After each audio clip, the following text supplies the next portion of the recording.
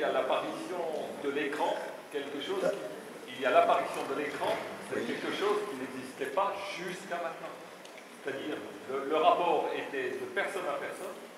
Maintenant, le rapport peut être de personne à écran et de écran à personne. Est-ce que cela ne va pas entraîner une nouvelle... Une nouvelle quoi? Une nouvelle modification ou une nouvelle dérive, on peut appeler ça comme on veut. Oui, mais c'est déjà fait, nous sommes dedans. Oui. Hein? L'écran, oui, on est bien dedans. Et oui, vous avez raison, je dis jusqu'à un certain point, parce que en même temps, oui, on répète toujours que l'écran nous isole tout seul avec son... Bon, oui, alors l'écran serait masturbatoire au sens le plus réducteur du terme. Oui, enfin, en même temps, l'écran est aussi un lieu de rencontre, d'échange. Bon, ça devient très, très compliqué. Il y a d'autres rapports qui se passent à travers... Bon, non, mais la question... Mais je crois que ce qui est important, c'est plutôt de repartir du début de votre propos. Vous dites, on est dans le monde de l'écran. Et pourquoi? Qui est-ce qui a introduit l'écran? C'est pas l'écran, c'est nous. Et pourquoi nous avons introduit l'écran? Il faudrait là un travail énorme que je crois qu'on fait passer, peut-être même que les philosophes eux-mêmes n'ont pas fait assez pour essayer de comprendre, de saisir ce qui s'est passé avec l'informatique. C'est une révolution beaucoup plus profonde que ce que nous avons cru.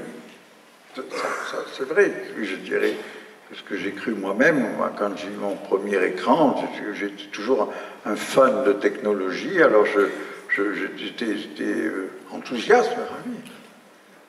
Puis après, je me suis rendu compte que je faisais du mal, au moins à mon dernier enfant, à cette époque-là. Mais je veux dire, l'écran, il vient de tout un énorme mouvement technique derrière lequel il y a, vous pouvez remonter en arrière, il y a tout, il y a l'atome, il y a l'électricité, il y a la vapeur, etc. Et je pense que c'est en effet un mouvement mais extrêmement profond de notre civilisation qui en même temps est devenue la civilisation mondiale et qui est en même temps en train de susciter partout dans le monde de diverses manières, mais chez nous qui sommes le berceau de cette civilisation, de plus en plus d'inquiétude, d'affolement et d'incertitude, parce qu'il se produit quelque chose qui, curieusement, mais on pourrait presque dire comme, qui serait comme une parodie du sexe, c'est-à-dire on est débordé. On est débordé par ça. On est débordé, on a aussi une quantité considérable de possibilités de rapports qui en même temps ne sont-ils pas des rapports, oui. Mais en effet, c'est la même question, elles sont prises dedans. Mais je dirais, il est peut-être plus facile, enfin, pour moi en tout cas, ça éclaire un peu plus les choses de commencer par s'interroger sur le sexe que sur l'écran, parce que sur l'écran, je suis assez vite court, quoi. Je ne sais pas quoi dire sur le sexe. Bon, monsieur. Quelle est votre interprétation Oui, je vous ai un micro, sinon on ne va pas vous entendre. Quelle est votre interprétation du propos de Lacan, là où le rapport sexuel n'existe pas, car c'est donner ce qu'on n'a pas à quelqu'un qui n'en veut pas? Oui, alors vous savez, sur il n'y a pas de rapport sexuel, j'ai écrit aussi un autre livre avant, il y a beaucoup plus d'années. J'ai écrit un livre dont le titre est L'Ilia du rapport sexuel. Bon. Alors,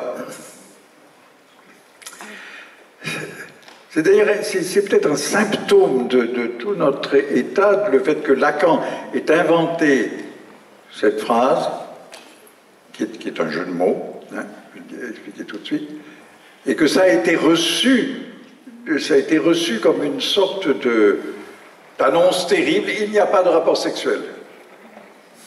Ne croyez même pas qu'il arrive ce que vous faites. Il y a un passage où Lacan dit « Oui, ça n'a rien à voir avec ce qui se passe tous les soirs sous les couettes.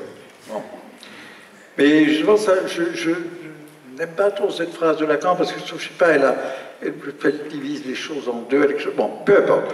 Ce que Lacan a voulu dire, ça c'était très clair, et on peut dire peut-être que c'est aussi très juste, c'est qu'il n'y a pas de commun rapport, il n'y a pas de commensurabilité sexuelle. Ou comme le dit la formule de lui aussi qui complète celle-ci, c'est que le rapport sexuel ne s'inscrit pas dans la structure, je crois. Bon, je ne suis pas très assez versé en Lacan pour dire bon, c'est ça que ça veut dire. Mais Lacan n'a jamais voulu dire qu'il n'y avait pas de rapport au sens de voilà, c'est-à-dire il joue sur le mot rapport. Et ce qui revient aussi à utiliser le sens français du mot rapport, qui serait le sens anglais de report, on ne peut pas rendre compte du rapport sexuel. Ça, je dirais, c'est un peu le... Oui, on pourrait faire de l'ironie avec ça sur des scènes de cinéma qui sont anciennes maintenant, mais vous savez, dans un certain cinéma, je dirais peut-être encore aux années 60, 70, après le couple, il fait l'amour, et puis après... c'était bien, t'es content, fumant une cigarette aussi. Aujourd'hui, ça a disparu, je crois, cette espèce de scène typiquement. Mais cette question sur... C'était bien, c'est une question qui attend l'impossible, c'est-à-dire justement un rapport. Oui, je vais vous rendre compte de comment et pourquoi c'était vachement bien. C'était un bon coup. Et justement, l'idée même de bon coup, est déjà, elle est aussi, elle contient une dérision involontaire. Donc voilà. Alors en même temps, donc moi j'ai écrit un tout petit livre pour ça, qui était en fait au départ une conférence à des psychanalystes. J'ai écrit un tout petit livre pour dire, en fait, bien entendu, qu'il y a du rapport. Il y a, ça a lieu, oui, ça existe, c'est du rapport. Et ce qui a lieu, et en effet, selon ce que veut dire Lacan, n'est pas commensurable, je le dirais bon, de manière très élargie. Lacan, il veut dire entre les sexes, puisque ça, il faut joindre ça avec ce que Lacan a appelé la jouissance féminine et qui l'oppose au fond à la, on pourrait dire à la... Au fond, il ne l'oppose pas à une jouissance masculine, il l'oppose à l'homme comme sans jouissance et la femme comme... Bon. Et alors ça veut dire le masculin et le féminin, ça ne veut pas dire les hommes et les femmes, enfin bon, etc., etc. Mais, donc, je dis simplement, le sans rapport de Lacan, ben, ça veut dire au fond ce que je disais au début, si vous voulez, ça veut dire on est débordé, on est passé, ça ne se mesure pas. Voilà. Et j'ajouterai quelque chose à quoi Lacan, enfin au moins à cet endroit-là, il ne pensait pas. Peut-être qu'ailleurs elle en a parlé. C'est que même quand le sexe est proprement pris dans l'espèce, c'est-à-dire quand le sexe est fait pour faire un enfant, les enfants. L'enfant n'est pas du tout le commensurable. C'est pas, voilà, l'enfant c'est papa plus maman. D'abord, chacun sait que ce n'est ni papa plus maman, ni papa moins maman, ni rien.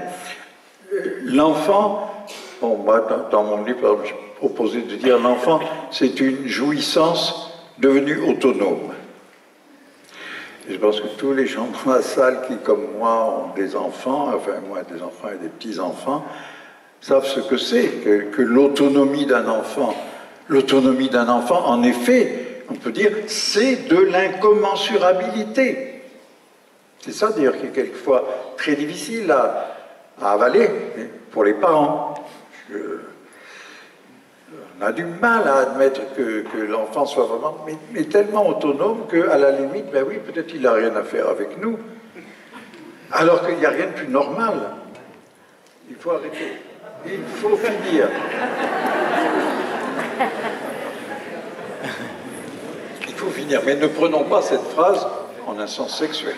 C'est pourtant, ça marche bien.